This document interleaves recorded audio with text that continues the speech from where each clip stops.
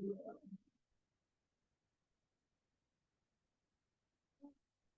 the regular meeting of the South Burlington School Board to order on Wednesday, October 30th, 2024 at 6:04 p.m. Agenda item 2, announcements and amendments to the agenda. Do we have any announcements?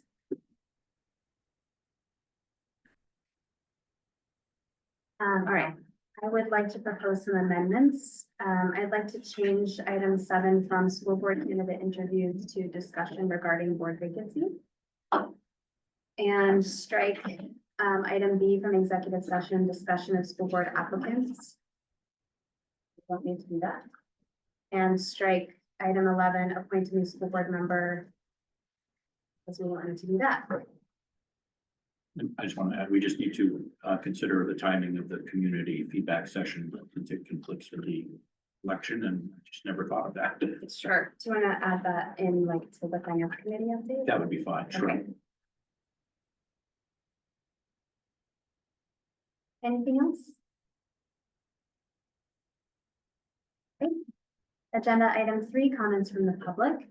This is the community's opportunity to share feedback and concerns with the board. We ask that you keep your comments concise, 2 to 3 minutes, and that you refrain from using any information that would identify a specific person. Please raise your hand in the room or use the Zoom raised hand feature. We will only use the online chat to manage any tech issues. We are not able to take action on any issues brought to us during public comment. However, any board member may suggest tonight that the issue or question be added to a future agenda for discussion. We may also delegate addressing issues to our superintendent, Violet Nichols, and it is always helpful if you can email us a copy of your comments for follow-up. Do we have any public comment in the room? If you would please come up with which or both together and state your names for the record, please.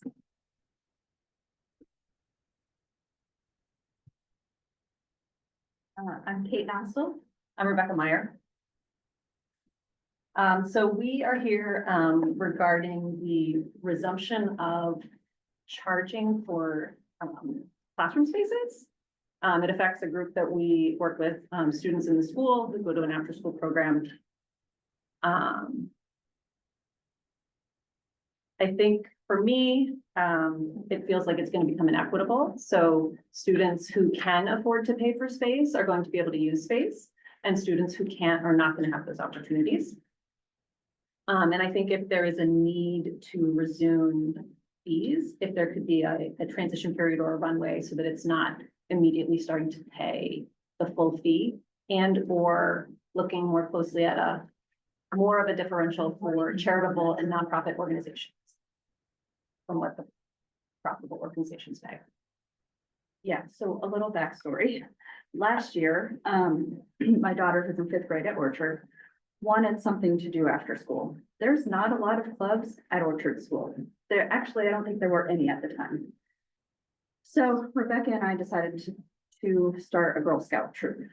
And we reached out to Schools Out. We asked if there was any space that wasn't used. So they said the art room, never used the art room. Great. So we're using space that's not ever used, number one. And so we also wanted to make sure it was right after school. It's just Orchard kids. It's just a group of 6 girls. And so we started that last year. They worked really, really hard selling Girl Scout cookies so they can plan fun activities. And now we have to tell them that if we want to stay at the school, we have to charge them $45 of their hardworking money. And it just doesn't feel right to say, there's no clubs for you and we can't rent space from the school unless you guys want to sell, 45 boxes of Girl Scout cookies for one meeting. So it's just, so it was a little frustrating for us to hear that. Also parents of other entities, Mini Metro and the rec departments that are going to be charged more as well. Yeah, so, and additionally, I have a son who is playing Mini Metro and they're really trying hard not to increase their fees, but they're gonna have to pass those down to the kids. And so ultimately, we're gonna be paying more for my son to play basketball. And there's no 6th grade basketball team. 7th grade, you have to try out. My son didn't make it last year. The only way he could play basketball was Mini Metro. And we did have to pay for it, but now it's gonna be astronomical and it just doesn't feel right that this is our community space, our schools, and it's affecting our children. And I don't think the $45 fee you're gonna collect from our kids is gonna solve the budget issues, which is kind of what they told us when we inquired onto the charge, so. Thanks, yeah, that's it, thank you. Any other public comment in the room? Anybody online? All right, we'll move on to agenda item 4, focus on student learning. And first up, we have student spotlight. All right, so my very favorite part of all board meetings is when we get to showcase our absolutely exceptional students. And so to do that, I'm going to welcome middle school principal Suzanne Grunling and our student council members. If you'd like to be mic'd, you'll talk into those 2 microphones here. But this evening, we're going to be hearing about the social contract at FHT, and I'm going to welcome Principal Grunling to get us kicked off. Thank you for being here. Great. Welcome. Thank you for inviting us. I will be brief, so I'll talk from here. We are excited to have you understand how we develop our social contract at Tuttle Middle School. It is day 45 of school and the events work that our students have put into deciding together what they will socially be responsible for. Our student council members, Handamir, Eliza, Morgan, and Spencer have put together a fantastic presentation for you.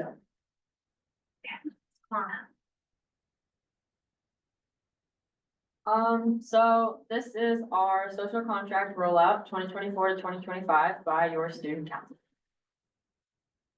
So our social contract, students from each team and grade gathered to devise a social contract that everyone in our school community must abide by. Our social contract is people's moral obligations that are turned into a contract. That contract forms the community. This is what we commit to in order to be responsible, inclusive, safe, and engaged. You'll see that come up, or those words come up later in the slides too. So you'll see up there, these are some pictures of, these are some pictures that Meisenthal might have taken, some of our school counselors took of the live action of students coming together to form the different rules that we created into an acronym, the RISE. So you'll see that on the other slides by. Alright, so this is the social contract details. For our social contract, we created the acronym RISE. It means being respectful, inclusive, safe, and engaged. These must be followed and respected at all times. So, yeah, for the pictures before, kids gather at all tables, like collecting details and things to create RISE. This is our social contract. This is the finished product of our social contract. This poster is planted all over the school.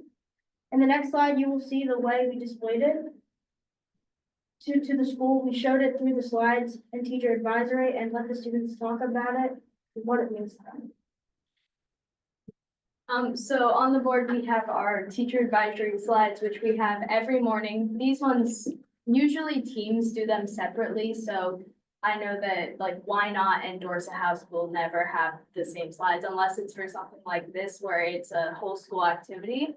So on this, we had the daily news, which starts kind of like, that's what you read when you come in, it's kind of gets you like ready for what you're gonna like just talk about in TA. And then you have a greeting, which we do every day. It changes most of the time. And that's just something so that you say hi to all your peers. And then you have a share. So for this day we had was one thing that you can do to be responsible at the school. So every day that changed for these slides. It went, what can you do to be responsible, inclusive, safe, and engaged? And so that changed. And then the activity. Oh. Oh, Yeah, a human are with our bodies on the floor. Yep. So that would change every day. I don't remember what we did for the other 3 days. And then you would have reflections. I don't know if, I feel like at least RTA, we kind of just did that on our own. Not feel like we really talked about it. But that's something that's up there all the time, so you're kind of thinking about it. And then you had the daily announcements, which is just something that you read every day as a TA that tells you everything you need to know. And then we have Miss Meisensall here, who's our student council advisor, and we have Miss DeGuys, who is the health teacher, and she helped work on all of this.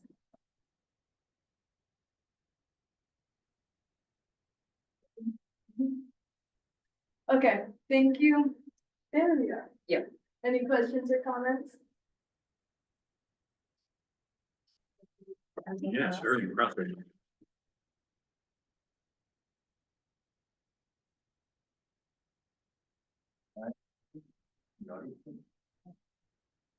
Yes. Okay.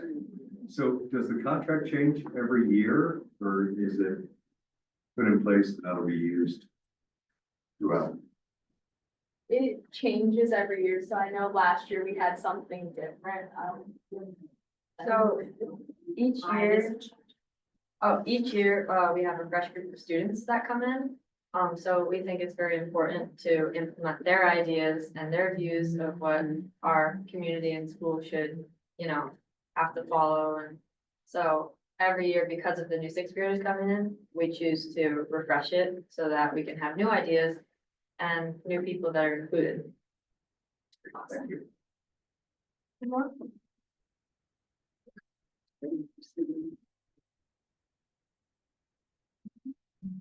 Thank you. Feel like, all of the educational leaders in the room are taking notes from you all in your process, the inclusiveness of your process, the voice, how you had it hands-on, and the pieces that you allowed for, individualism and, the pieces that you brought together. I also have to say, I think your acronym is just extremely catchy, and we can have, maybe future marketers are in the room. I don't know. I thought this was great. I'm filled with pride, and, as we think about democracy and process and elections, given, the proximity to the next election, I'm filled with hope knowing that you all are our next generation. So, and thank you so much to, all of the staff. Yes, Louise, you're getting the fingers, Louise, to guys. Thank you for all of your work. I know you don't like to be thanked publicly, Suzanne and all the staff who helped out with this. So you all rock. Highlight of my board meeting for sure. I already know I can say that with a high degree of confidence. Thank you so much for being here. Please feel free to stay for the rest of the meeting or head out. If you're heading out, make sure you have a grown up with you who's approved to leave with you. Yes. Good. Thank you so much. Thank you for coming.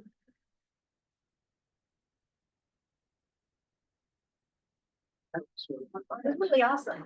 Yeah, it's very inspiring. Thank you, Mrs. G. All right, up next is our student representative report. Thank you. SBHS's green team hosted a hike at Mount Philo State Park today. It was great to see students get outside as the weather started to cool down. And if you're a high school student and listening in and is interested in joining the green team, we meet on Fridays from 7:30 to 8:15, and we hope to see you there. The Key Club at the high school is organizing a winter clothing drive from November 11th to the 22nd in the high school lobby.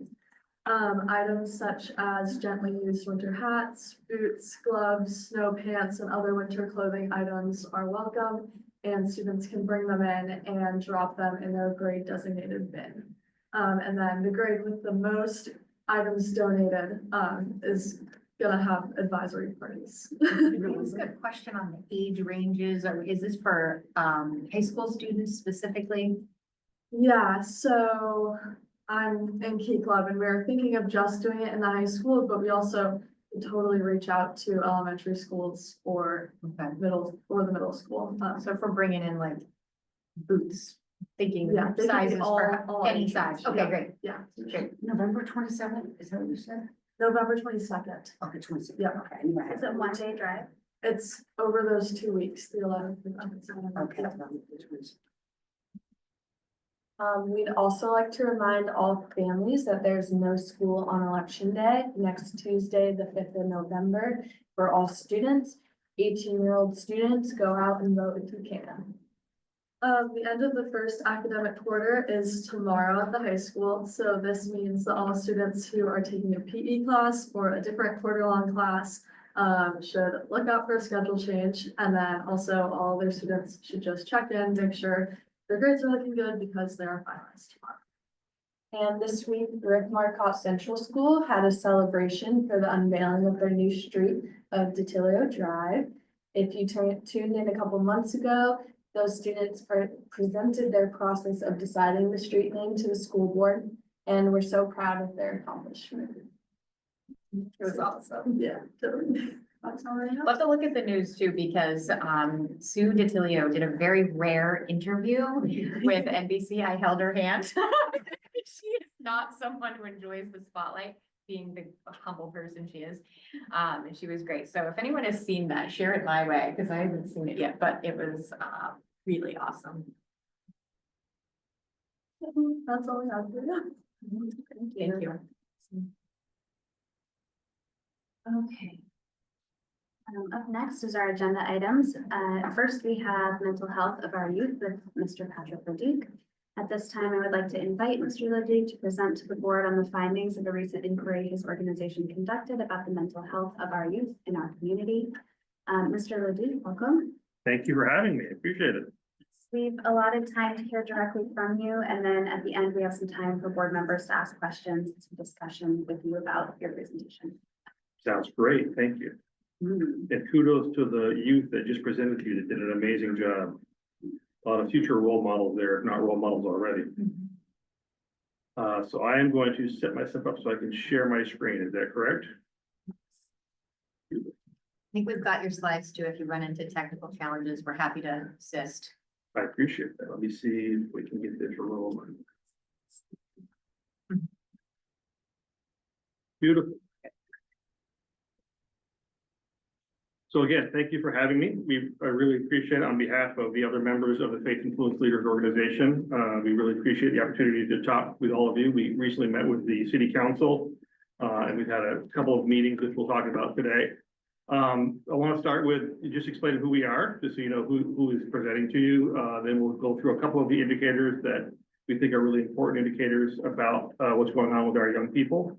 Obviously, I welcome any input from our young people as we go through this process. Your voice is more important than anybody else's in this conversation. And then a few key findings that we found when we started meeting with experts and stakeholders of the community. And then some conclusions and next steps that we think are important for our community. There's no specific ask of the school board at this time. Just like the city council, we met with them, there was no specific ask. We're really trying to just socialize this conversation and talk about what could be next. So who is the Faith Influence Leaders? So the Faith Influence Leaders is a small nonprofit that was created in about 2019. And we've got some of the members in this slide deck. I'll try to keep my paper and my electronics on the same page here. We started really just as a couple of people that were trying to support each other. You'll notice that David Young, former superintendent, is one of our members and a very active one. Largely if you think about what we do at all, if you're aware of what we do at all, it's we are the kind of founding group and the governance over the South Burlington Food Shelf.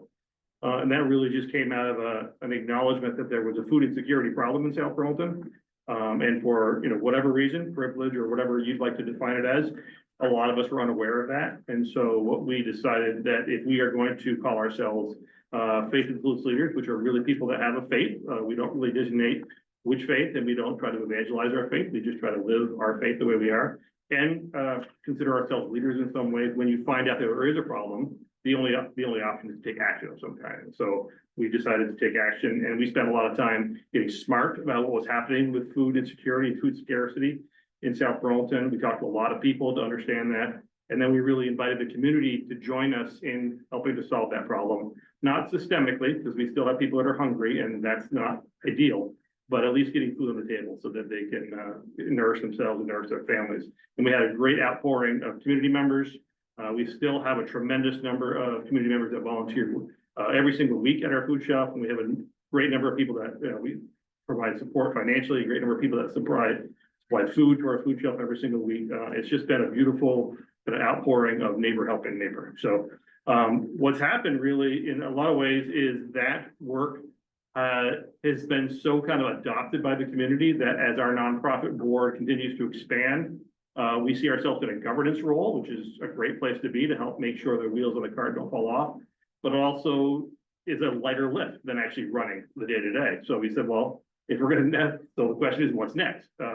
And as we talked about that amongst each other, we said our youth are struggling with mental health in many cases. I want to be really clear. Our youth are resilient. They're amazing when push comes to shove, but that does not mean they don't have challenges that they have to confront. We said, let's get smart about that. So we spent some time talking to a number of groups. We started with a group that we called experts, really through people that you'll see on the screen now that are representative of those groups, really people that are dealing with mental health crisis on a regular basis. So everybody from the police department, the Howard Center, and other school resource officers, everybody that's kind of like confronting it on a regular basis and trying to make a dent in that. And we got a lot of information from that group. Then we met with what we were calling stakeholders. So these are people that maybe their definition of their work is not directly to support youth if they run into mental health crises or challenges, but they're deeply involved with our youth in various ways. And so they're stakeholders in understanding how these systems work and what could be improved. And what we have not really had a chance to do yet is really talk to youth, which is vitally important, because if we think there's some action to take, we must talk to our youth directly about what that is so they can design the supports that they need as a group. And so we haven't had a chance to do that yet, but that's clearly going to be on our list. So that's kind of the backstory. So we learned a lot around how to bring the community together, how to bring various stakeholders together to solve that food shelf problem. And we're trying to use that same model of getting smarter, getting our information really straight, and then start socializing this challenge with an eventual call to action, really to the community as a whole. And we'll talk about that as we get toward the end. So I want to cover a couple of data points, which are a little challenging. So if people need a space for a second, we can pause. But this is really from the Youth Risk Behavior Survey, and I know the board has had a chance to see this data. I added a couple of data points just for locality here. So poor mental health during the past 30 days, a third of students reported their mental health was not good, or at least most of the time. And so that's a statewide data from 2021. And of course, we were coming out of the pandemic. But South Burlington School District's number is 34%. So right around that same 1/3, right? Not a material difference there. Feeling sad or hopeless. 3 in 10 students felt sad or hopeless almost every day for at least 2 weeks during the past 12 months. Another very sobering stat. South Burlington School District was around 25% in that same stat. I'm gonna just jump through a couple of these. I'm gonna skip this one just in the order of time. Self-harm, we know how devastating self-harm can be. 1 in 5 students reported hurting themselves without wanting to die. They're just cutting or burning. And that's 20% statewide, and that's really the same number in South Burlington School District, right? Those are self-reported numbers. Again, these are challenging times for many of our young people, and we're headed into another challenging time coming up. And you also notice in the circle there, we put in the numbers in 2009, 2017, and 2019. So this problem is not going away, right, on its own. So we need to think about what we can do to support our young people. Made a suicide plan. This one always gets me a little bit, so we'll pause for a second. Let's let this sit in. 14% of our students, that's 1 in 7, made a plan. South Burlington students, that number is 11%, and that number again continues to rise from 9, 11, 13. So it's really hard to digest that because we look at these as percentages and the data point, but these are people. This is real challenging stuff. And then unfortunately, 7% statewide and 5% in South Burlington School District reported that they actually attempted suicide. So these are some of the data points that we know statewide that are going on, that students have self-reported some of these challenges. So following our discussions with experts and stakeholders, we had some great conversations, really interactive conversations, and we have some findings that we wanted to share with all of you. So let me just jump ahead of my paper here. I'm gonna cherry pick a few of these just out of the spirit of time and leaving some time for questions. So following our discussions with experts and stakeholders, we had these findings, and again, we don't represent, I'm gonna slide one back here on the screen. We don't represent ourselves as really experts in any way, and it is. We've talked to experts and we're trying to relate that back to everybody in our own words, but we are not the experts in this field and we don't want to pretend to be. So most of, but not all of the existing financial resources that we see brought to this system are involved in treatment for mental health illness. So what you'll see is a theme through some of these is there's a real deficiency in any preventative care. I was at a session this morning where the speakers spoke about mental fitness as opposed to mental health. We have to have, just like physical fitness, we need mental fitness. And that's not true just for our youth, that's for our entire society. I thought that was a great way of framing how we need to take care of ourselves. And then as much as we are funding a lot of reaction and crisis management, those organizations are still underfunded. And we have Howard Center serves about 19,000 individuals per year. Centerpoint schools, we all know here, had to close last year for budgetary, or 2 years ago for budgetary reasons. And there's about 80 families in the fall of 2023 that were on a waiting list at Howard to get services. So even though we have lots of organizations statewide providing the supports, there's more demand than they can serve. South Burlington Fire Department reported to us this is one of the most rapidly growing problems that they see in their calls. It's quite a crisis in their mind, and they also know that they don't get training on this. This is not really their job by definition, right? They're EMTs and firefighters. They're putting out fires and hopefully not helping too many people that have broken bones. But this is not necessarily in their wheelhouse, so that's a challenge for them to respond to those crises. And then we've talked a lot about children's access to technology. This is a topic, obviously, that's going across our country. Many school districts in Vermont are talking about this. I had a small role in helping Beth O'Brien put together Lifting Up Vermont, which is the musical that was written by youth for youth. And they talk a lot about the technology and the phones and how that's both a blessing and a curse in their lives in many different ways.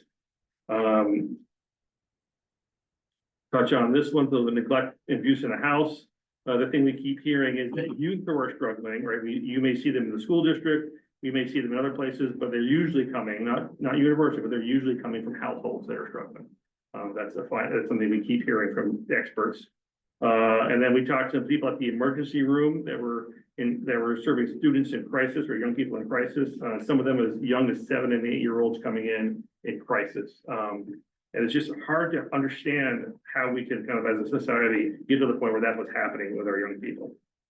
And again, UVMMC provides no preventative services. It's just reacting to what's being presented to them in the moment.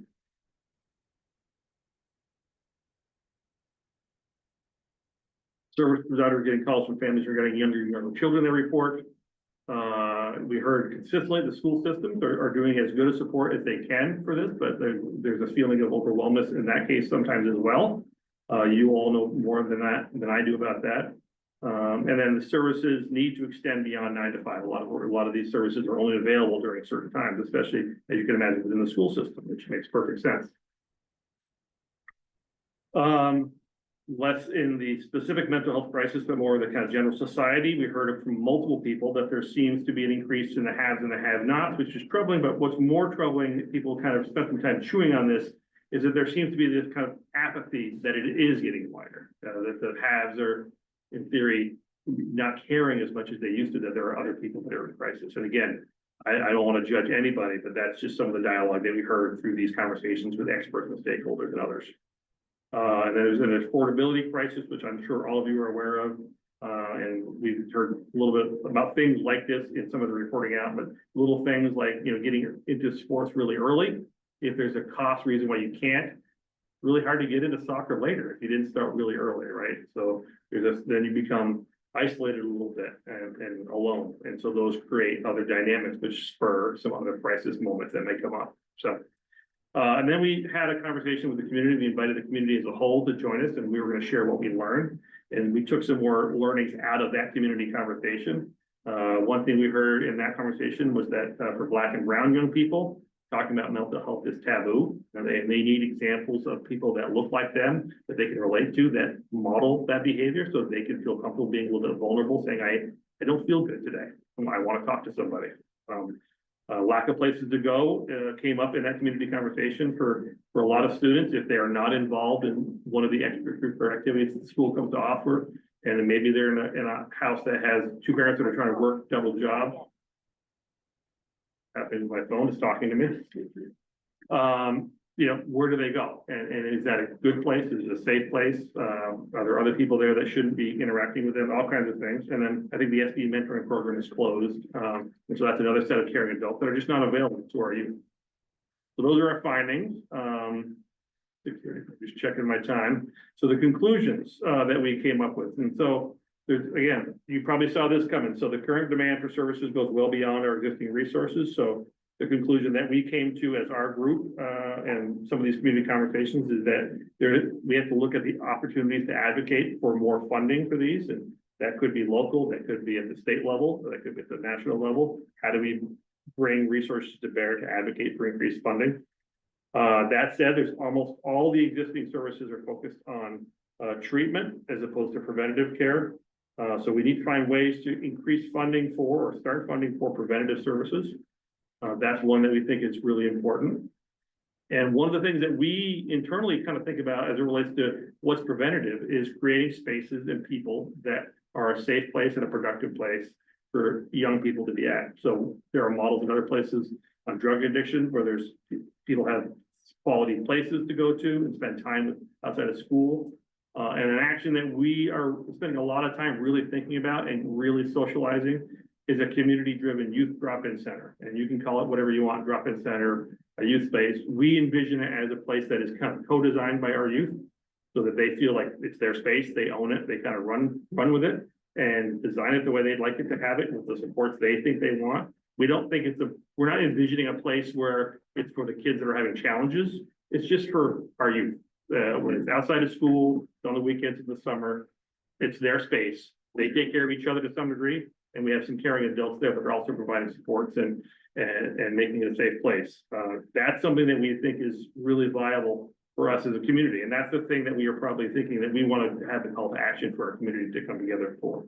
And as part of that, mentoring, having a caring adult in your life, even if you have great parents and a great household, having one more caring adult, that research shows has powerful impact for our young people. And sometimes that caring adult is another student, right? That may be just a little bit older. That near peer modeling is really important. And as part of that, as we all know, transportation is a huge challenge in our state. Now, Chittenden County doesn't have quite the same challenges as some of the other communities, but we have our challenges. And if we are going to create a space where we would encourage young people to come to, those, again, going back to some of the conversations that you were asked about early on in the public comment section, if they don't have the financial resources to get transportation there and back, they can't participate in that. And they will be either isolated away from that or just not able to take advantage of that. So whatever mechanism we find to create a drop-in center or a youth center or just the South Burlington Wolves Den place that we're going to build, it has to have transportation tied to it so that students can get there and they can, most importantly, get home when it's time to go home at the end of the evening or on the weekends or whatever that is. So that's all we want to do. But our qualifying slide at the end here is that there's no resources really brought to bear in helping people to avoid mental health challenges, especially in our youth. And so our vision is to figure out how we can come together as a larger community, most likely some kind of a public-private partnership. We have some great organizations in South Burlington that are doing well business-wise. We have some people that have, philanthropic thoughts about how they can help the community. We've got the infrastructure of our city council and our school. We've got organizations like ours that want to see this happen. We can see how we can come together in a partnership with our youth and design a place that they feel ownership for and that there's a safe place for everybody to be in our community. So that's what I want to share with you all tonight. Any questions for me? Thank you so much. You're welcome. This time we have some time to ask questions and have some discussion. I'd like to start. It's a lot to chew on. It was a very good presentation and I personally really appreciate that. There were some very sobering numbers and facts in there. I'm curious if we have more recent data. That was a 2021 survey. I think pulled a lot of that from. So I'm curious to see if numbers have changed at all in the last several years. I don't believe the state has yet published the next youth-wide risk survey. I will be interested to see how it's changed as we emerge from the COVID pandemic. Yeah. It's, it's lagging or getting better or getting worse. I agree. It'll be great data to have. I will remind you all that you just saw that the numbers were going up before that. So it's hard to imagine they're going to go down much. Well, thank you for the presentation. So I also teach in public school, and what you're describing sounds to me like a vibrant school setting. So I encourage everybody to vote for their school budget because yes, having a caring adult, that's the goal of school, that one adult in that building knows you well. And it's getting harder and harder to do that in our schools. So that is, I come like, because I think like I like how you said that there's a place for kids to go that they can own, and that's school. And as we just saw that presentation, the inclusion, the rise, everything else, but that inclusion, like everybody needs to be. So Yeah. if we can beef up our schools, get our transportation, get, up and running, because that is one thing also, like clubs are huge, right? Yeah. We had to tell a child the other day, I'm sorry, you can't participate in the inclusion program because we can't get you home. Yeah. And, this is a, child who, he's a new American who wants to participate, and it was really hard to tell him that we're not allowed to drive. Yeah. So that's, yeah. So like a drop-in center, gosh, I would love that to be school, because I think there's a lot of teachers who are offering their time and their expertise to kids, but getting them home safely is a huge barrier. As you know, not everybody has a car. Yeah.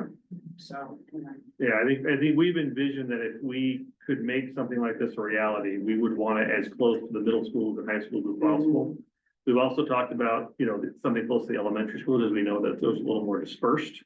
But we think the priority would probably be creating something that was really accessible, close to the middle school, high school first, and then learning from that experience. Because the school is a great place, but the school isn't open 24/7 weekends and summer. So that's one of the other things we're trying to resolve. I would love if either of you have any thoughts, I'd love to hear your thoughts on it. Yeah, first off, thank you so much for doing this. Yeah, it's very shocking, and just to look at the data and I think we for sure need to act on this as a community. The first point that I thought I could add on to was that at South Burlington, there is a program starting this year called the Student Ambassador Program. And so that is more student to student mentoring, but it's basically, any transfer student who comes to the high school will have the opportunity to pair with a student who has been trained and is a quote-unquote student ambassador. And those students will pair up for the first week that the transfer student is here. Nice. They'll be taken to their classes, they'll eat lunch together. So I think that's a really great step, student to student wise. And if we could implement something like that at every school, I think that would be awesome.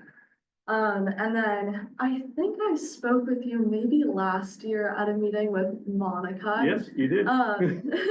And so when we were kind of brainstorming this outside, meeting space for youth, I think my kind of dream would be some sort of coffee shop right next to. Right, that's what we talked the about. high I school. remember. Middle school, and it would be awesome if youth could have the option to work there and be paid. And I think having a bus stop right by there would be perfect. If you don't, can I add to what you were just saying? Yeah. So as Racy is saying, we chatted a little bit, it was last year, right? I think Yeah. And one of the ideas that we had, when we were talking about the coffee shop idea that she was just sharing, is that you could create this space where students have a space to go. And then there's a little retail spot in the front that the students both can work at, but can also really run, right? I mean, this is an opportunity to learn like real life. How do you run, how do you order product? How do you hire employees? What are all the things? And so it's a real educational opportunity baked into creating a space that is theirs. For sure. Yeah, those are all my thoughts right off the bat. Thanks, But Grace. I just wanted to thank you for coming. I really appreciate hearing your idea about opening the community space, because I feel like that would just really be a good opportunity for students to connect with each other outside of school. I like the idea of the coffee shop too. I think it'd be great for students to have the opportunity to make their own money as well, while also being able to like see their peers on a daily basis. So I just really appreciate it. Thank you. Thank you so, so much. I was really impacted by your, presentation as well. You have my full support and, you know, any way I can help, I'd be happy to.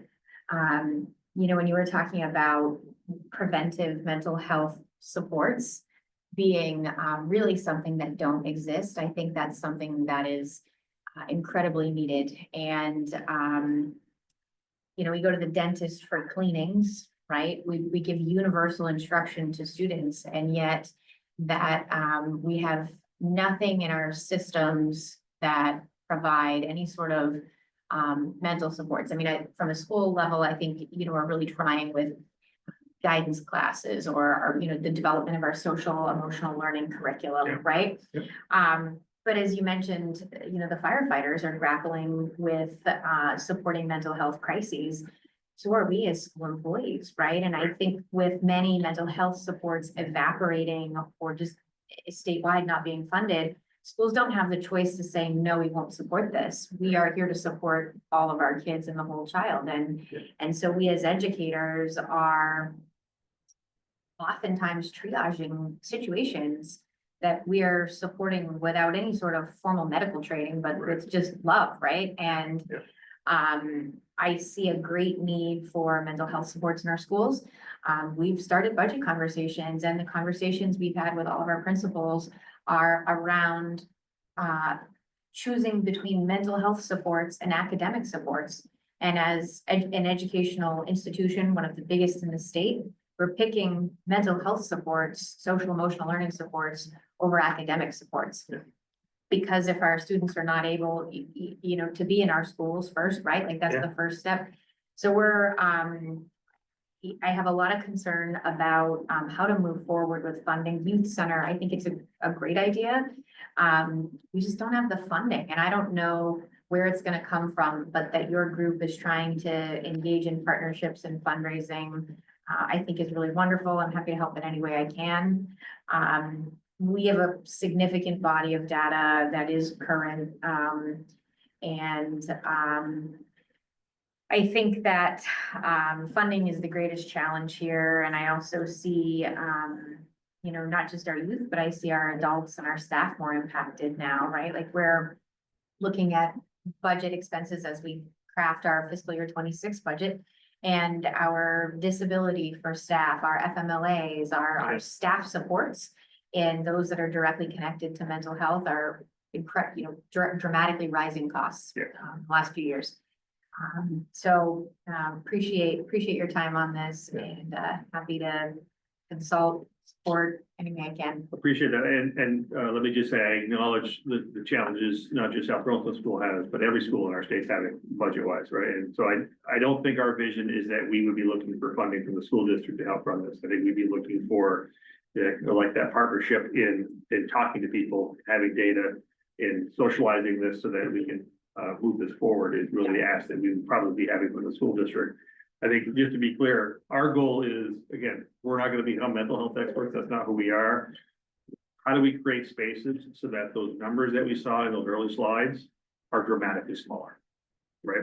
That's all we want to try to do. How do we create a space so that we have not 5% of kids maybe try to commit suicide, but 0?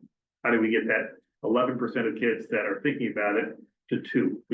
How do we create, and that creates tremendous value for our kids. And it also takes some pressure off the systems that are trying to respond to these crises, right? So our goal is to get upstream and reduce the number of our young people that are going into crisis in the first place.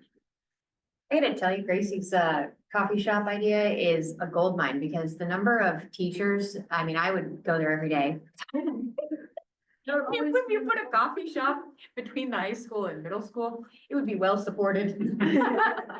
And we could, direct some of that funding to maybe some of these preventive. And the high school I taught at in Philadelphia, that's what they did. Yeah, this was over 15 years ago, so this has been done and it is quite effective. Yeah, it's a great idea. Patrick, what was did the city bite at all at this concept? I recall having this discussion with folks both in Rotary and at a city level, and there was an interest because Infinite is, it's just, there's a need for something larger. What was the feedback? Yeah, Trey, at least back a little bit, we'll maybe reverse order. So Travi and I stay in constant communication, regardless of what happens there, and she's doing some good work, and I consider her a friend. If we were able to find something, we would pull her in as well, right? She's got some knowledge in the space, she's got some resources, and I think we need something that's a little bit more, that's a little larger, maybe a different model a little bit. The city, I would say, I think they were pretty impacted by the data. I think some of the numbers and some of the findings, I think it hit them a little bit hard. And I won't speak for what that means for action from them.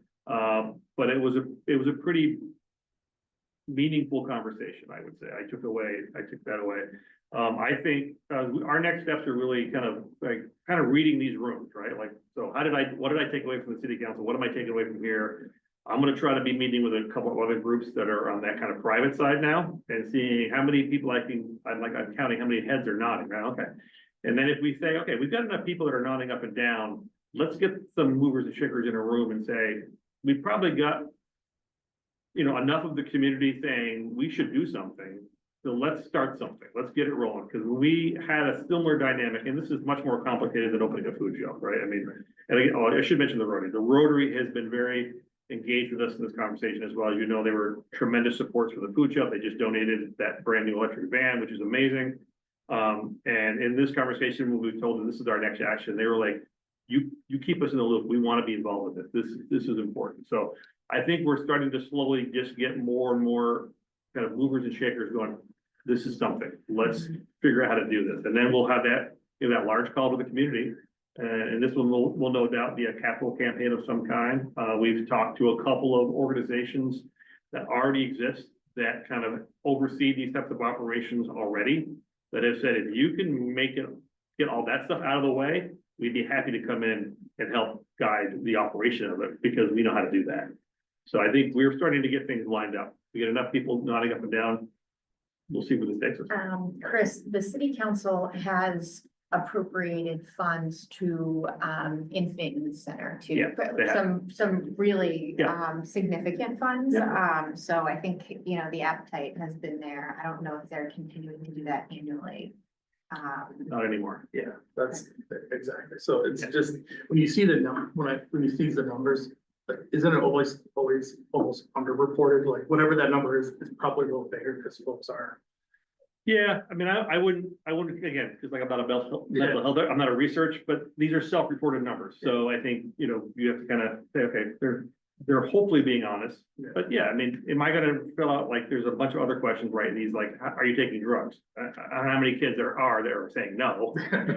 But on these, You go to the doctor and then they ask, are you eating, healthy. 9 to 11 veggies a day? How many people check yes? Yeah. But this has been a reliable set of data points, so. Got my new mental health matters. There you go. Stick around here, so I was really looking forward to this conversation, so thank you. Thank you, Chris. I've spent a lot of time thinking about programs like this, and I have some experience with programs that are designed to take students that are statistically more at risk for not just mental health struggles, but just falling through the cracks and not being given the same opportunities as other students. And I think that this coffee shop idea, for example, is a good way of destigmatizing preventative care. I think sometimes when you create something that's meant to be preventative, students don't want to participate or people don't want to participate because they don't want to flag themselves as being someone who needs help. And I would love to be involved in this project, and I've actually lobbied nationally, like with US senators and such for programs that I think really do make a difference. And I feel like I still have their ear and I could reach out to them if national is something you're thinking, but I feel like we have to start locally too, like. And I think I've seen a lot of really good preventative programs that are designed to help reduce these numbers. And what happens is you don't get engagement because nobody wants to label themselves. And then any sort of advocacy or visibility that you've done to try to get the community to appreciate how important a program like this is, they just watch it not be successful. And then everyone kind of just is like, well, it didn't work. So I'm really excited about your approach and what a great idea, and engaging the youth on, like, tell us, how could we build a program that would work is, I think, the only way forward. So thank you very much. Welcome. We do have a couple people online that it looks like they might like to ask a question or comment. Are you comfortable with that? Of course. No? Okay. Could we unmute Kate Jarvis, please? Oops. Hi there. Thank you so much for taking my question, or it's actually more of a comment. And that is that there is something that currently exists in Wilton, Connecticut, which would or could kind of address some of the aspects of this center that that we might like to create. It's called Trackside Teen Center. So it's focused on teens in the high school and in the community. And it's run by a friend of mine in conjunction with some other parents. There's a board that exists as well. And it's focused a lot on social activities. And because it's not held at the schools, they actually have a standalone building in the town.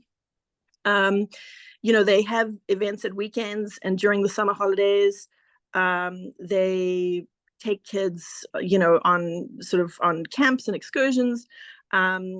They have a really terrific facility which has been built up over the years, which has sort of like the coffee shop idea. So there's food and there's that sort of thing, and there's various kinds of recreation available there. There's technology stuff, you know, there's a pool table, there's you know, they have Friday night gatherings for teens, and I think the idea was just generally to give teens a place to go. But it's become more than just, you know, a place to go on a Friday night or whatever. They've really developed a community there. So I know this is a little bit aside from the mental health thing, but I think a way into getting kids interested in something like this is in part, you know, presenting it as an opportunity to socialize, rather than, as Chelsea says, you know, something where they would be flagged as needing help. So those are just my thoughts, and I'd be very happy to connect you to Laurie Fields, who helps run it, if that was something that you'd be interested in. Thanks very much. Yes, I'd be happy to be connected to that person, and I think this is very aligned with what we're thinking, right? We're not thinking about, you know, oh, you have a mental crisis, you should go to this place. This is for all students, hopefully to prevent those mental health crises, so to put them in an environment where we mitigate that a little bit. So Patrick, I can connect you and Kate via email. Does that work, Kate? Oh, yes, yes, absolutely. That'd be great. Thank you, Kate. Thanks so much. Could we unmute Diane, please?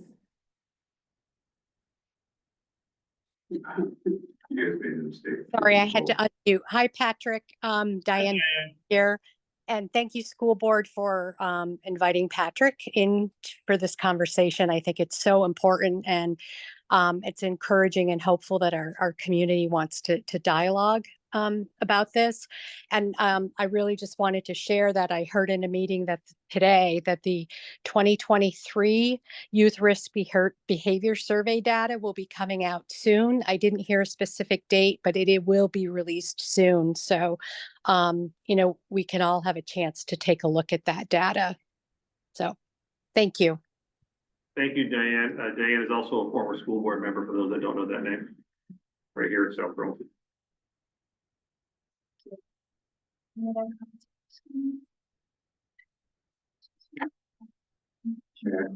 Patrick, Yeah, how you doing, my friend? Mark, do you want to come up? This lot from family. Mark, do you want to come so we can take it Sure. here online? Yeah, Pull up a chair. yeah, thank you.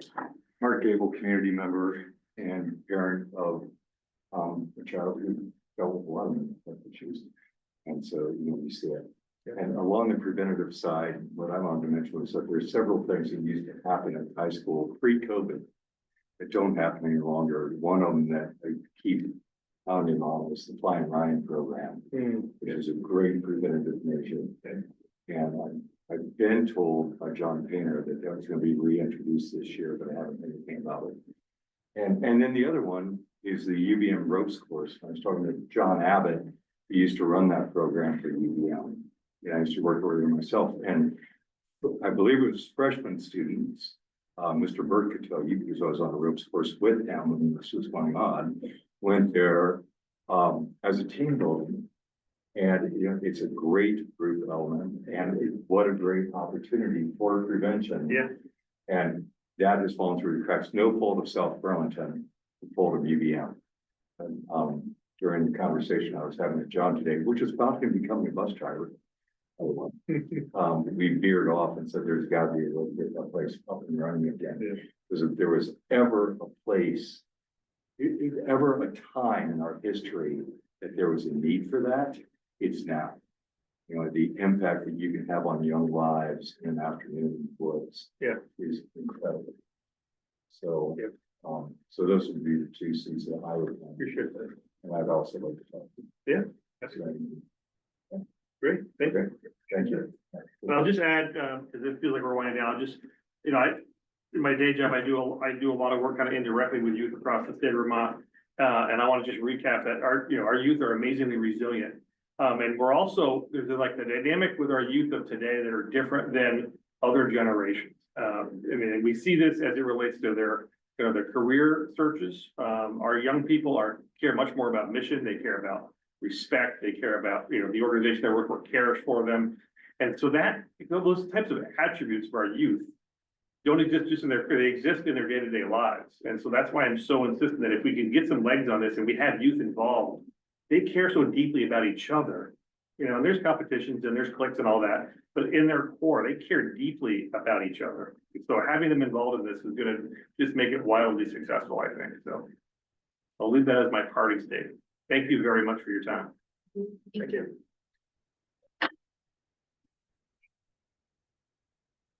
I need like just little, and then just a minute breath. Well, then next, Nick, would you be able to pull the PowerPoint down? Would you mind pulling the PowerPoint down? All right, so up next, we have a finance committee update. And not to forget that as a part of this update, we need to discuss the community listening session that's for November 5th. Tim, I hope we can do this as a fair. That's right. So kickoff meeting was a success, well attended by both community members and students. Engaging conversation of kind of what some short-term goals look like, a desire really to get out good information into the community. We quickly realized that our budget forum was on election night, so that was a good call out there. But we have a cadence of bi-weekly on a go-forward basis. I think we encourage existing folks who joined that they could bring a friend, bring a finance buddy, and expand that group because, it's really just getting good information out so that folks can make informed decisions. We emphasize that, we are advocating for the mission of the school, but we don't have a predetermined outcome. We are sharing information, so that, folks can make informed decisions. Engaging group, Tim, help me out here. No, I have to reiterate what you said. I thought it was a really good first meeting. Definitely, there is a lot of interest and a lot of desire to understand how things work and how we can best spread, a positive message. So it was very encouraging. We did have 4 students attend, so I was very excited about that. They all seemed very engaged, so I welcomed them. And yeah, it was just a really, really good initial meeting. It was about an hour long, and we did hold it on Zoom. Little Zoom problem at the first start, but just Chris stepped in and saved us, and so we are good. Got lucky. So just looking for maybe some feedback from our fellow members. Any values or topics that you want to ensure happen or we're looking for some direction or keep doing what you're doing. Yeah, thank you so much for bringing the committee together. I'm really excited to have student participation, and the bring a friend approach is so smart. I love that. I think my vision for this is really having this be a grassroots community organization where the financials that we've put into that shared resource folder are really explained in detail to those on the committee so that they can understand, what we're going through, and what some of the facts are. I was looking at, tax rates online. The state of Vermont has, tax rate and per pupil spending online buried in their school snapshot. Ours is some of the lowest in the state, even with our 2 fiscal years of surpluses applied. And we've just been able to rub pennies together to provide really exceptional programming, but the budget conversations we're having are really hard. We're looking at cutting such a massive amount of staffing and programming, and it's not going to support the mental health of students. And Laura made a really excellent point about connections of co-curricular and athletic participation. That's a $1.3 million budget in total. And if we were to make sense to that, we have students who come to school specifically to participate in co-curriculars and athletics, right? So it's all a bunch of difficult choices. But I'm really hopeful that this committee can use factual information and that you all can explain and share kind of what we're looking at and what this information means. I'm happy to share any information, in addition to anything you need from the resource folder. That's an open book. We want people to have access to information. We want this to be transparent, and we want to have people on that committee feel armed to share it with their friends, families, community organizations. So if there's any way that we can support that understanding and education and then advocacy, reach out. Julia's happy to create materials. You've got our financials. We'll field any questions from the committee. Really wanting this to be a group of people who can be a grassroots organization early and often. We can't endure 3 budget fails year in and year out. And I think that that community push that we got for vote 3 was the reason why our budget passed. And to have that community engagement before the first vote is so essential.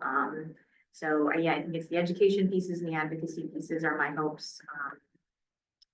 And I think the bi-weekly schedule is awesome. I really appreciate, all of the work from folks at this table to lead that. Call on me anytime. I'm happy to provide resources. Can I just ask what your initial thoughts are for your community listening session on Tuesday? Are you thinking about canceling it or are you thinking about adding a second one?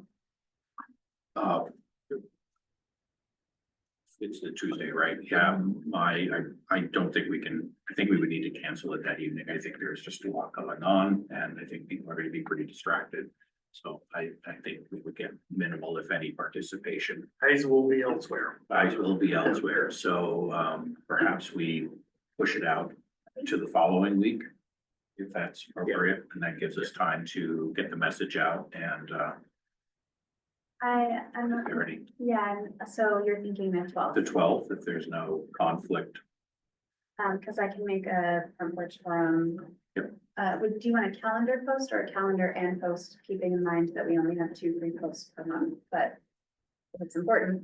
Just I think a calendar would be fine, and then we can communicate to the committee and then we can broadcast that via the committee as well. Another thing, if you all want to shoot me a blurb and I can say, hey, here's something from our, finance committee, I'm happy to put that in my newsletter too. Sure. The viewership on that is about 6,500. When's your newsletter?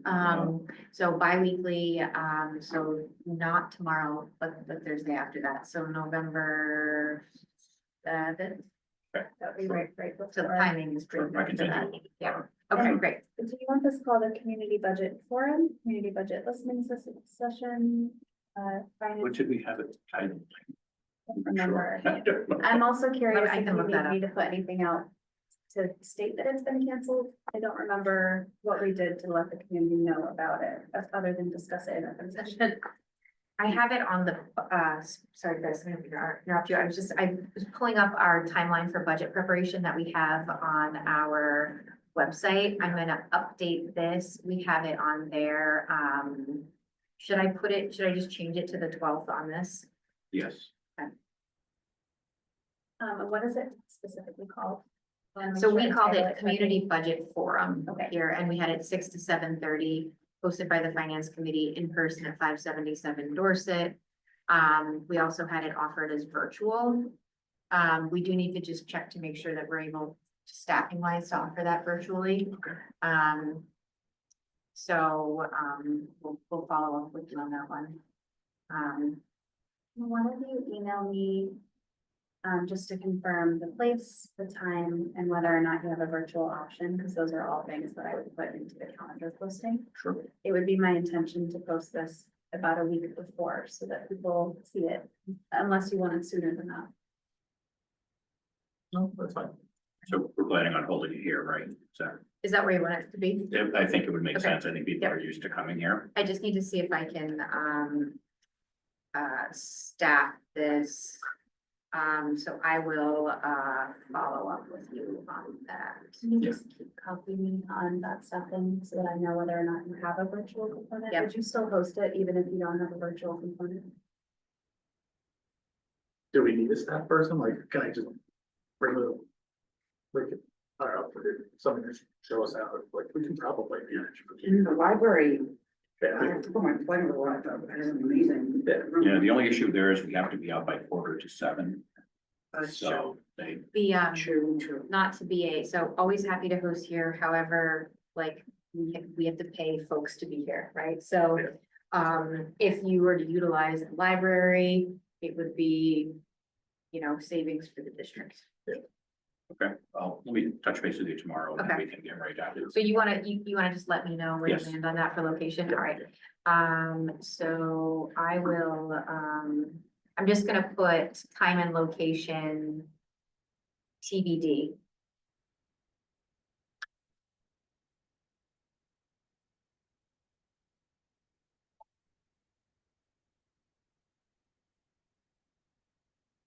Pilot's newsletter came up as a discussion point of how, engagement with voters, of how to reach folks that normally aren't focused on this, early on, and it was just, a really informed discussion about, there's only so much that Front Porch Forum does, there's only so much that, it's only 6,500 out of, all the, how do we get to the other, active voters so that they're informed?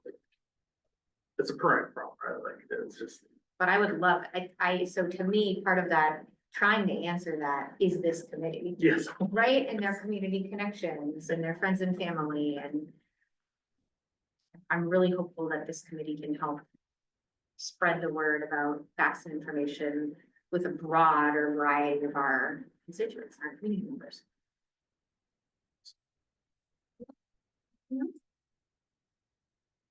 Right, and that brings us to listening sessions. Yeah. So listening sessions have been very quiet. They're at the library. So, yeah, so I got a lot of work done. A lot of things corrected, so, I am there, and I'll be there again on November 13th. And on December 11th. And at that point, we can make some sort of determination of this, because, yeah, I'm there from 5:45 to 6:45. I think we said 6 to 7.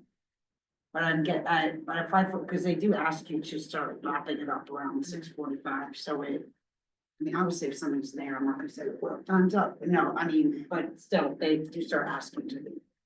So I'll be there in the, I don't know if it's gonna be in the study room or the quiet room. So. And I'll plan to make a post for that as well. That would be great, and then Violet's newsletter, it goes out November 7th, because it's for November 13th. Right, is that when your newsletter goes out, November? Yep, November 7th. So anything you want included, Okay. shoot it over to me. Do you want me to just, I can just write it down now. To write down and then I So can. so it's November 13th Library. at the library. Yeah, 5:45, 6:45. 5:45. In the, how about in the quiet, I'll just say the quiet reading room. Quiet reading room. Great. Yeah, and then, okay. And can I just say that folks could reach out to you? Yep, absolutely, Um, yeah, and this goes for staff as well. Cool. Yeah, awesome. So, Thank you, Laura. That would make me so. okay, great. Yep, thank you. Next up, we have the first reading of revision of the firearms policy. Would you like me to read this out? Sure, yeah. Sure, do you want me to provide kind of just rationale of, so why we're discussing this? So, you know, as we've been going through policies and updating policies, this is something that, this was an outdated policy, and we have had the the firearms policy. But realizing, you know, in our research that a lot of districts have either what they call a firearms and weapons policy or just a weapons policy. So we made some modifications to update this. You're still gonna see the legal references. A lot of these statutes refer to firearms, so we've not struck those pieces. And, you know, you still have the connections to our other policies. So without, we won't need to modify another policy to make this immediately applicable, right? But wanting to broaden the definition of firearms to really specifically state weapons for clarity's sake. And let's see, what else can I say here? I don't think I have anything else that I wanted to mention right now. A lot of the language here is like we're clearing up, we're providing greater detail for definitions. And what we're talking about, expulsion is what I wanted to discuss. So we want to make sure that we're not just supporting or maintaining a school to prison pipeline. So this is, you see that echoed in this, is we want to, rather than bringing any weapons violation, the word, you know, must, that I must bring this to a board member, we want this to be may.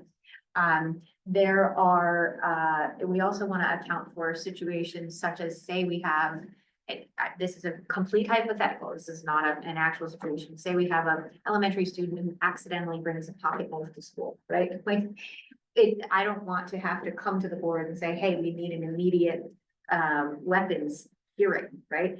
So we're wanting to empower our principals and our staffs to support students we're still going to be following the law. We have very strict practices around how to deal with weapons threats. So this isn't softening any preventive measures or any of the procedures if a weapon is found.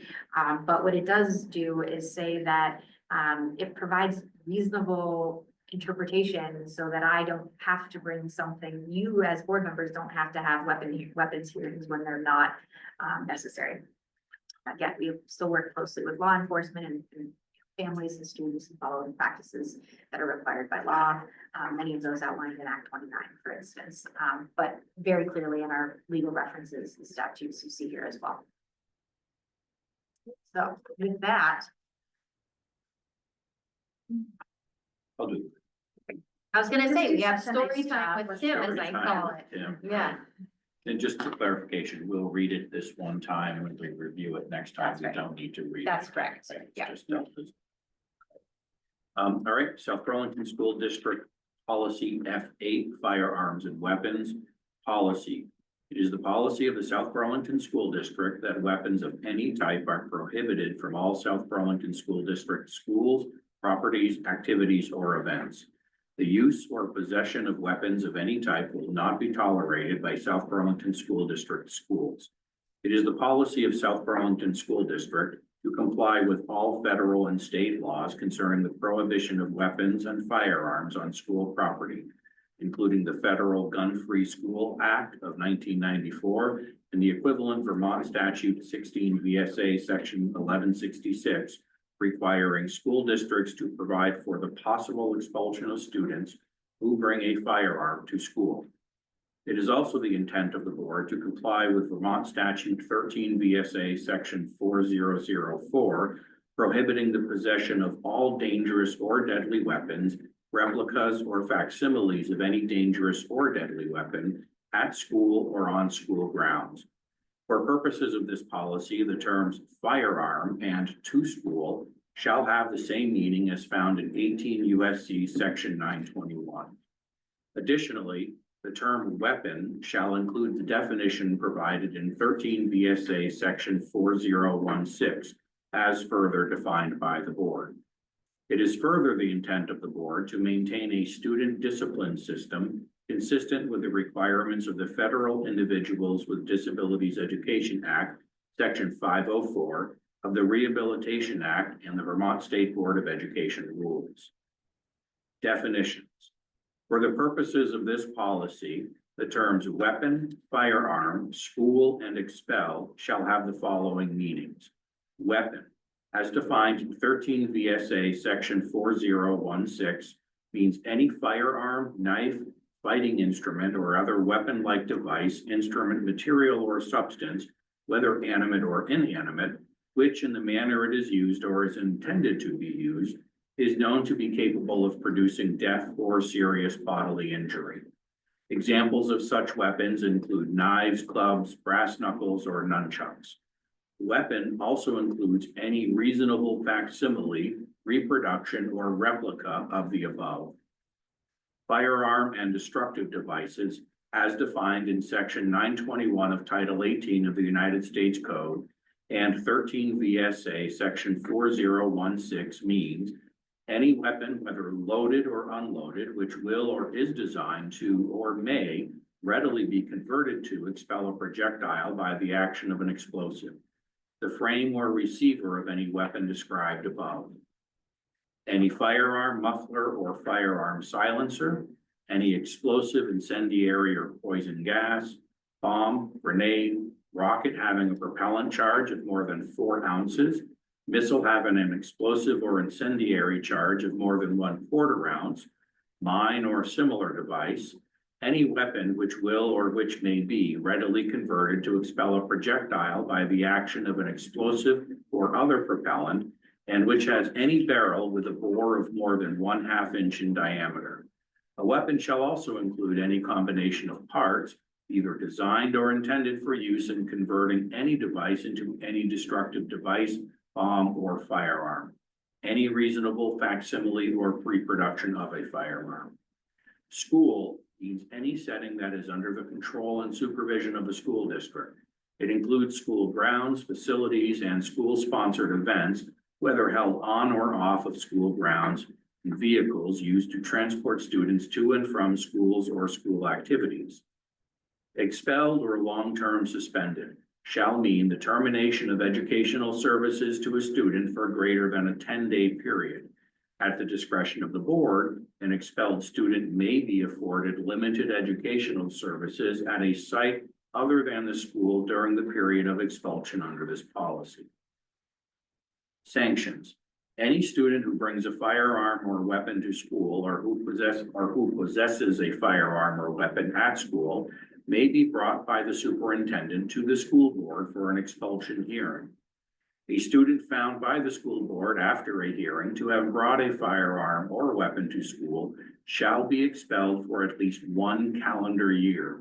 However, the school board may modify the expulsion on a case-by-case basis when it finds circumstances such as, but not limited to, the student was unaware that they had brought a firearm or weapon to school, the student did not intend to use the firearm or weapon to threaten or endanger others, the student is disabled and the misconduct is related to the disability, the student does not present an ongoing threat to others, and a lengthy expulsion would not serve the best interests of the pupil.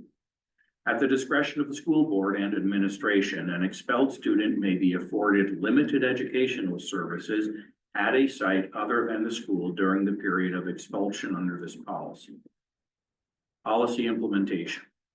An expulsion hearing conducted under this policy shall afford due process as required by law and as developed by the superintendent or his or her designee.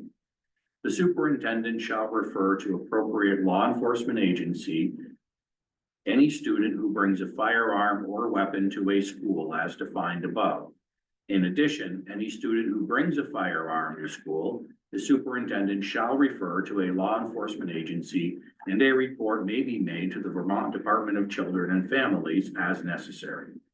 The superintendent shall annually provide the Secretary of Education with descriptions of the circumstances surrounding expulsions imposed under this policy, the number of students expelled, and the type of firearms or weapons involved.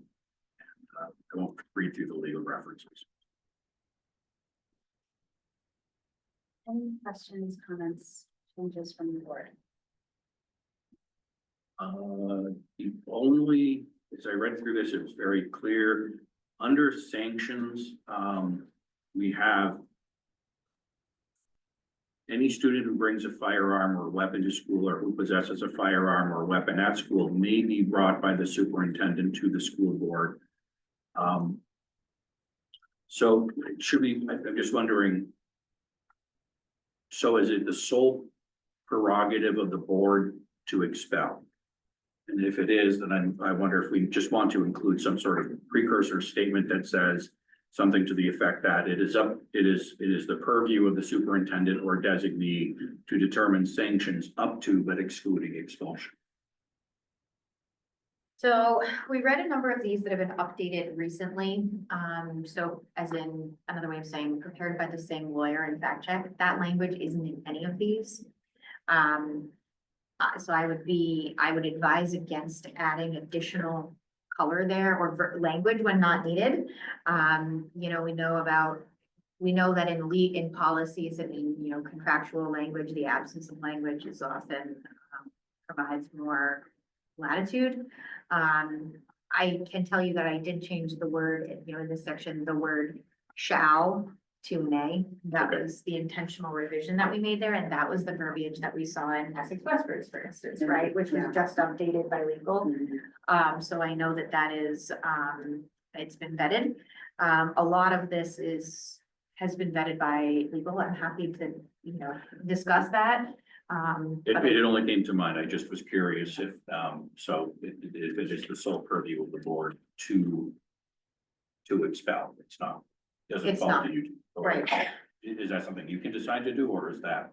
I can, I would bring it to you, I have to report weapons violations to the Agency of Education, and sometimes they can be contested, so a hearing might be because a parent is, say, challenging a decision I've made, right, or that, so, it could be a variety of situations. I will add that I have a modification for next time. The cross references were inadvertently left off when we reformatted this.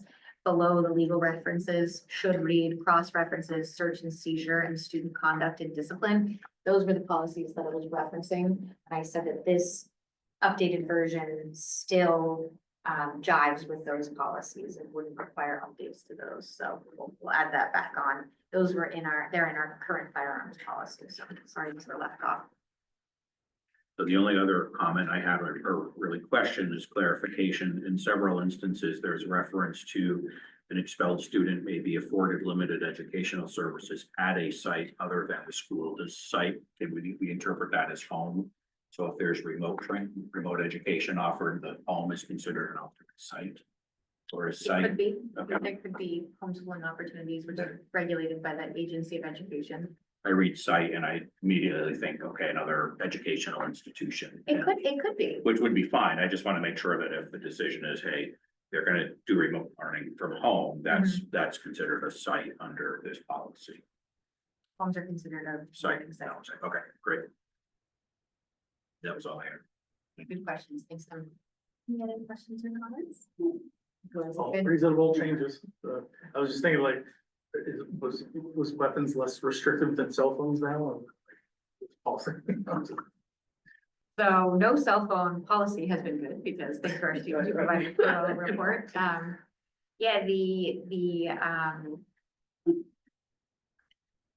this was brought to our, we have folks who read this and who said weapons aren't mentioned. It's only firearms. And of course, and I just think, as we, so I think being specific in language is something that we know as educators we need to do, but also updating the legal pieces was really important. And at the top of that list are the, equity pieces here of how are we supporting our students? How are we, of course, attending to the law and taking any kind of weapons violation very seriously? That won't change. And how can we treat this in a way that isn't just developing that school to prison pipeline. So that equity pieces are way heavy in the proposed modifications.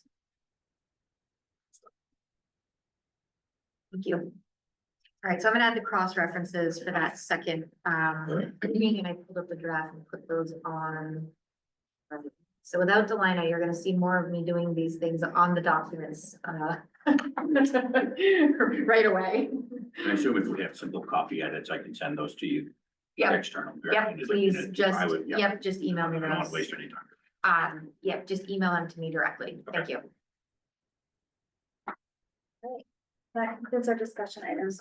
We have a brief recess warned, but we don't have a lot left for our open session. Would you like to take a recess or would you like to? I can take a quick one. Great, quick Five recess. or 10 minutes. 5. All right, so we're gonna take a brief recess and we will resume at 7:36.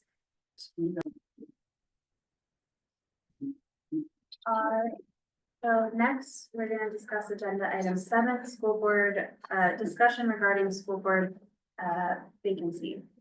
So we were going to be conducting interviews tonight, but as you probably noticed, you were not forwarded any applications to review.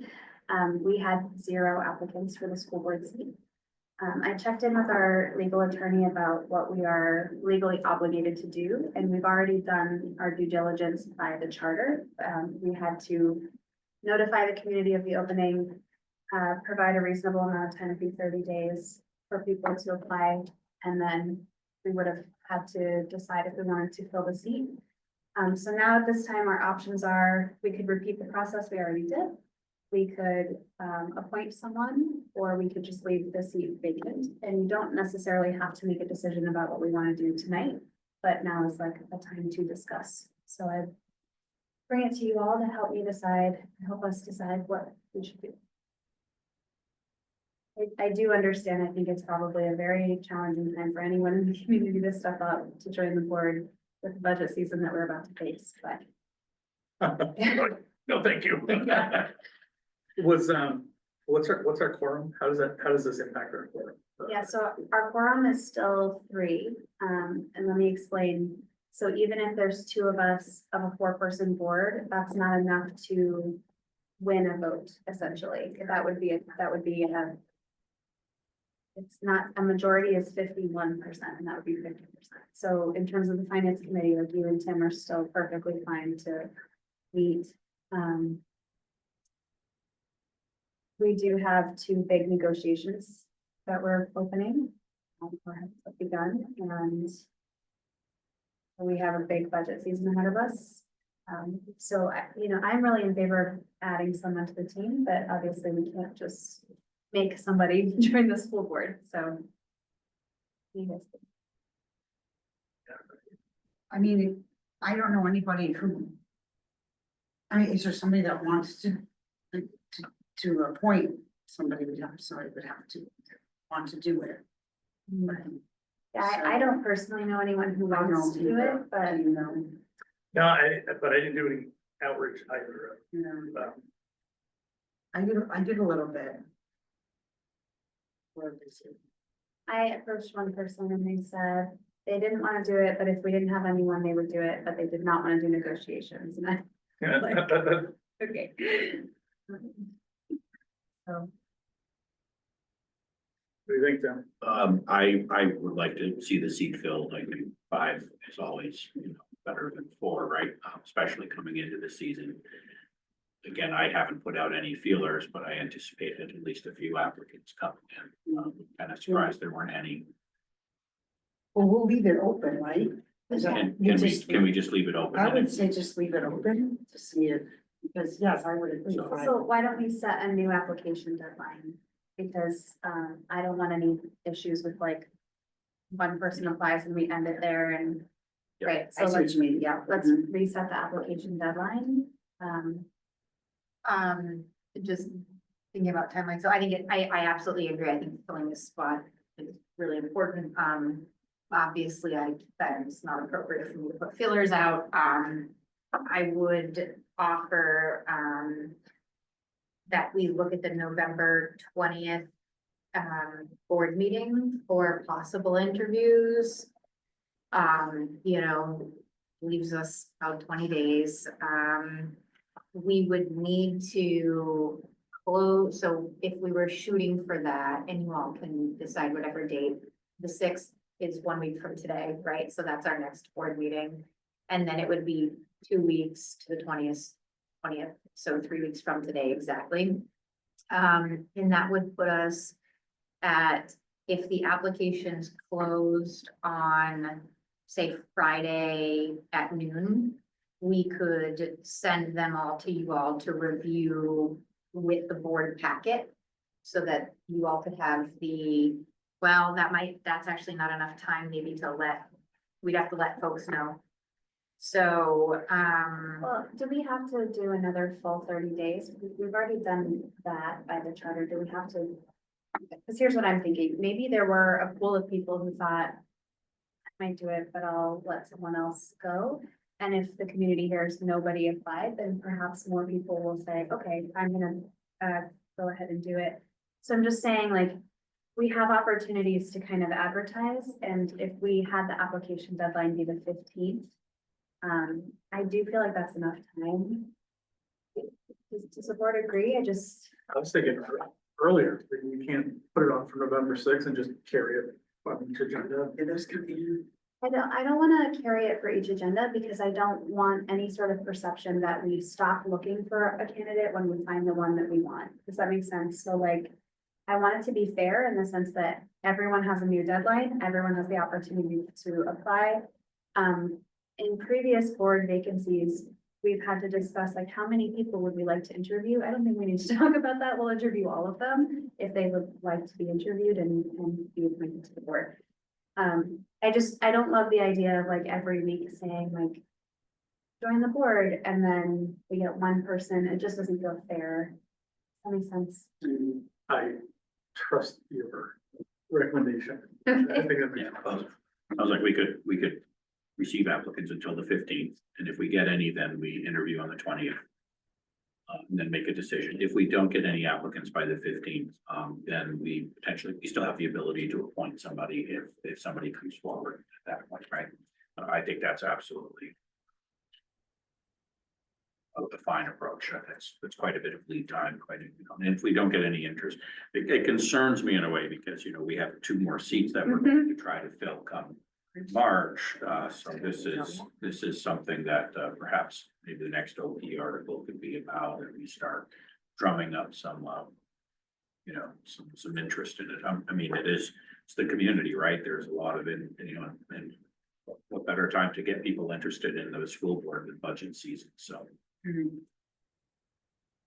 there any business that we would not be able to do if we were unable to fill it? Or, like, it seems like.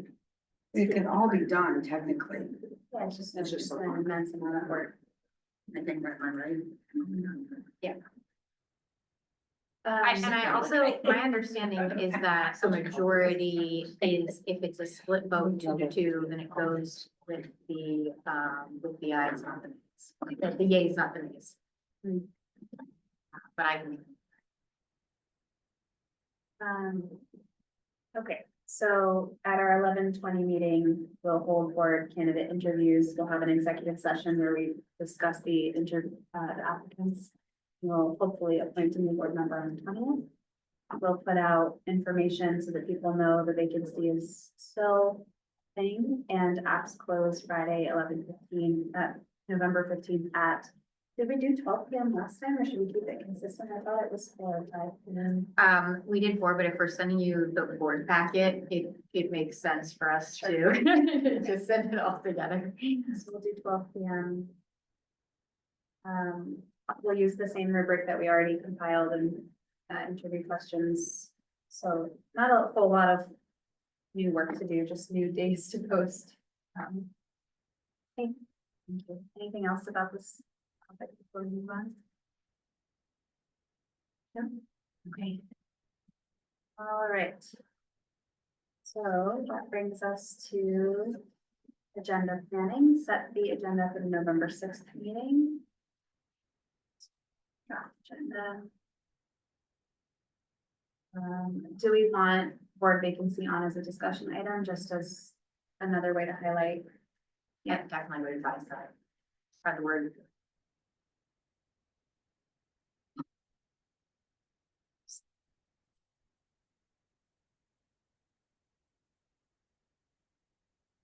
Your discussion items, should we revise second reading to something else if we're not actually going to read?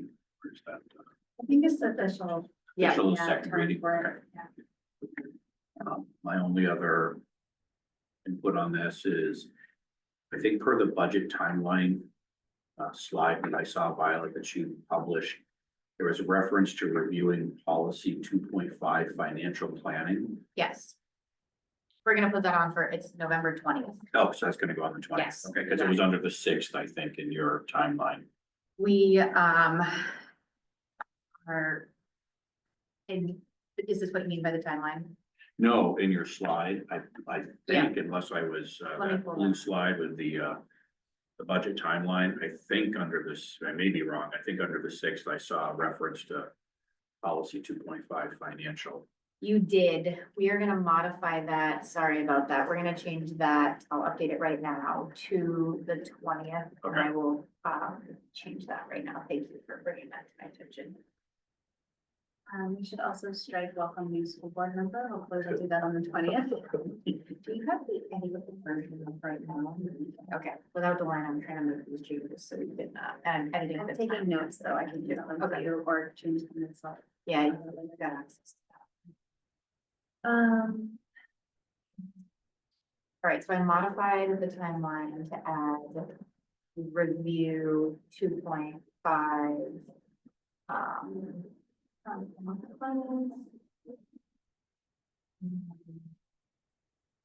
forgetting anything? It says 1 week. Anything, I feel like there's a ball in the air that I'm forgetting that. Just the usual. So it will get curriculum review documents next week. Yeah, we did them on Friday. Anything else for November 6th? Okay. Next we have future agenda items parking lot. I did just want to say, I missed the October submission deadline for the OP articles. The one that I wrote will appear in November. And do we want to decide on a December topic? I mean, board member, maybe an article about what does it mean to be a board member? What do you do? Yeah, I think That'd that be would great. I think we need to get that out there considering. At that point in time, people can pick up, their bids for being board member. I would be happy to co-author this. I'm happy to give it a shot unless Nora or Chris, you want to. Feel bad because I dropped the ball on the last one I was supposed to write. But I'd be happy to, I've had a positive experience since I was, come on. And I think just the perception, that it's this big, heavy, burden that, it's not, it's engaging work, right? It's rewarding. We're a fun group too. I mean, I think that's what we need to convey. Yeah.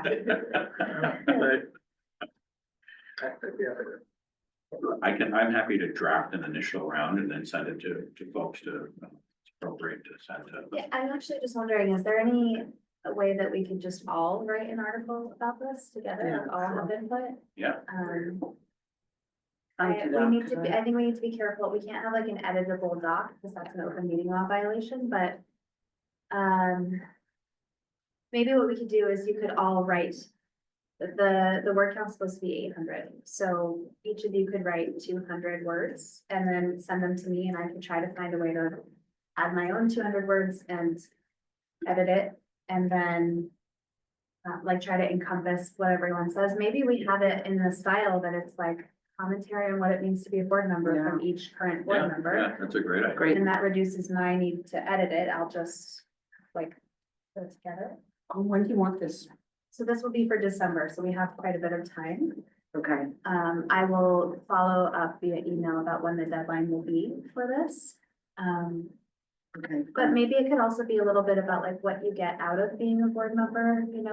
When I was petitioning for when I was going around doing my petition, I several people asked me, why would you want to do this? And it was a really good question. And so maybe, I think there's a lot of creative opportunity here. Maybe it's each of us takes a different question and tries to answer it. Maybe we all answer the same question, but I like the idea of this. Okay, so why don't we revisit this either next week or on the 20th? Okay. Just to confirm the direction we're going with it. And we'll have all the editing, writing be done through me, so we don't have any open meeting law violations. Yep. Okay. Great, I'm really excited about that. That's really, what a great idea. Okay, all right, so up next, agenda item 9. Is it okay if we could just recap these? All right, so to the November 20th draft agenda, I add a section for the board interviews at the executive session, and then at the end of the meeting, the appointment of that. I'm adding, I've added 2.5 financial planning and budgeting. Were those the only items proposed for the 20th?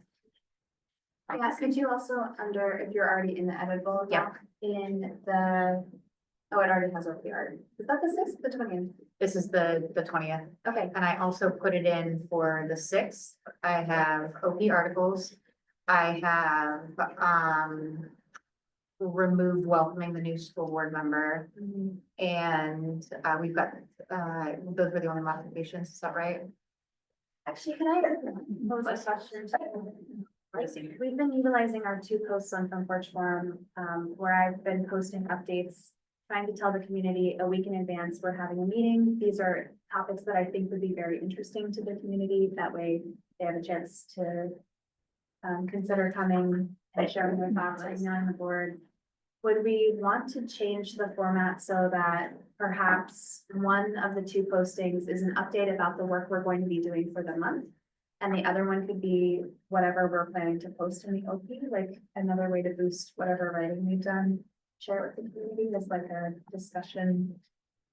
What do you think about that idea? I haven't really gotten a lot of feedback about the updates I've been providing. And I try to put some like welcoming language at the end that's often like, if you have questions, email us, or, you know, if you have thoughts or comments, email us. And I haven't really gotten any emails from them, so I'm not sure if people are reading them or just scrolling by them. Sometimes that's okay, right? Like, well, this is good news, but it's, you know, it's also, sometimes it's just tied to the subject, like, maybe it's just not that cycle for, say. Sure. Yeah. Just an idea, the OP is just one place to share, but we put a lot of work into these articles, so maybe having another forum to boost the work would be good.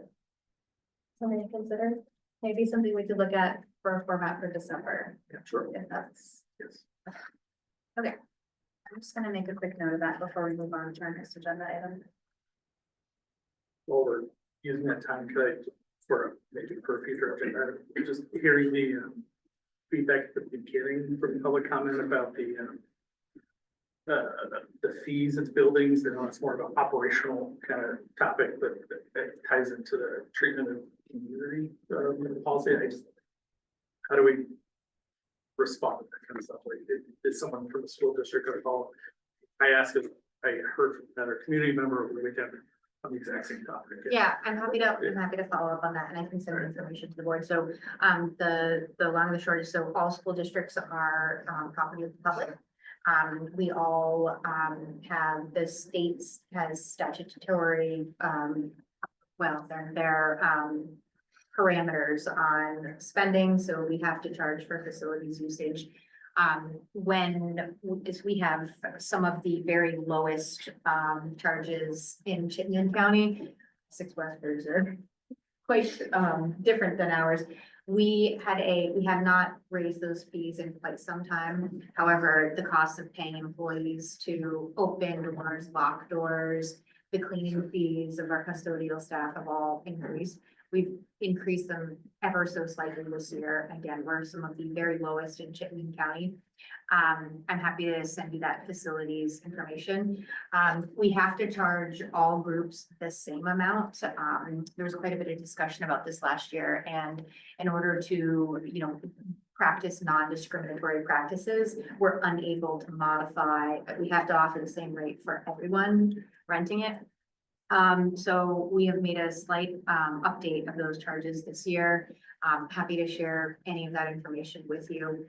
Some of the big charges are, you know, so time and a half for custodial staff, for instance, is one of the big impacts, but they're, you know, they're very modest rates comparatively. And again, it's a practice I, you know, very much want our schools to be places where folks can come and use our facilities, and we have to maintain that you know, minimum structure as something that is applied to all folks who engage in facilities rentals, as other school districts do as well. So, yep, I'll follow up on that. And I'll direct it to you. And you can, yep. The right person. Yep, you can direct them to Jean Marie Clark. Okay. Yep.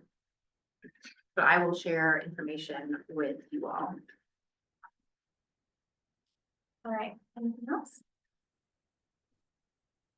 Agenda item 9, consent agenda. Has everyone had an opportunity to read and review the minutes from the October 9th meeting? Any changes or questions? Hearing none, the October 9th meeting minutes are approved. Has everyone had an opportunity to review AP orders 1089, 1101, 1113, 1114, 1116, and 1134? Yes. Any questions? I did have two. I sent them to Violet and Tim ahead of this, just so they were aware. My first question on AP order, and these were just more clarification questions, not questioning the expenses themselves.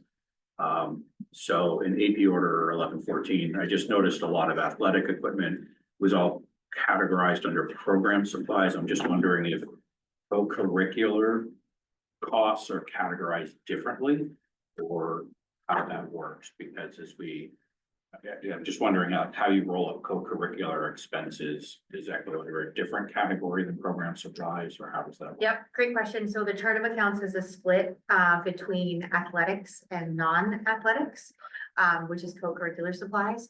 And the item booked on the October AP order 1114 for footballs and athletic tape is booked under athletics program supplies. Got it. Yeah, just clarification, because I wasn't quite sure, so. Yep. Then my only other question on AP order 1134, the line item for 36,000 for the precision 3460 small form factors. Those were desktops. High and- school computer lab. Okay, that was the lab. I Yeah. wondered, I thought Yeah. it would be something like Yeah. that. I wasn't questioning the amount again. I just was wondering. Yeah, so they used virtual desktops, Yeah. but the cost tripled in price, so Really, PMs. yeah, so Wow. instead, we're requesting, you know, we had previously requested the purchase of 25 computers for that. Okay, that's what I figured. I looked Yeah. up the price and I figured it was about that many. Yeah, yeah. Okay, Great great. question, thank you. All right, any other questions? Hearing none, the AP orders are approved. Sorry, I went a little out of order here. So has everyone had an opportunity to review the bid recommendation for snow removal and salting? Yes. Any questions? All right, the district awards the bid to All Seasons Excavating. Okay. That moves us on to agenda item 10. And you just give me a second to open.